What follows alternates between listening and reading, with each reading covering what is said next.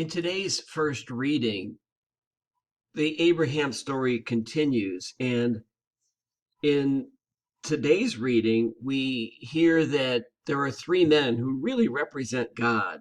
There are three men who appear to Abraham, and they announce that Abraham and Sarah will have a son. And Sarah, if you can see the image, is in the background eavesdropping. And when she hears this news, she laughs because she knows she's too old to have children. And yet, it wasn't too much longer before they had a son, Isaac. So this is a story about the will of God and how God's will is accomplished. There are times when God's will for us makes us sad, when we experience loss, when we experience failure, loneliness, sickness. But there are other times when God's will for us literally makes us laugh.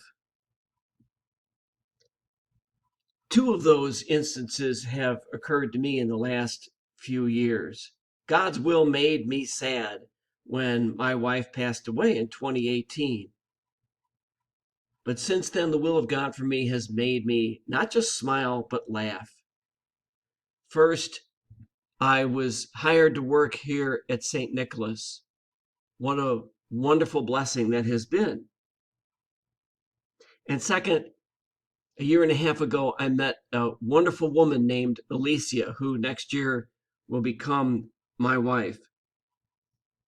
And it's a blessing that I could never have imagined would happen. And yet it did. And so we, I think, need to be open to God's will, even when it surprises us, even when it makes us laugh because we just don't believe that something so good could happen to us. God's will can truly be amazing.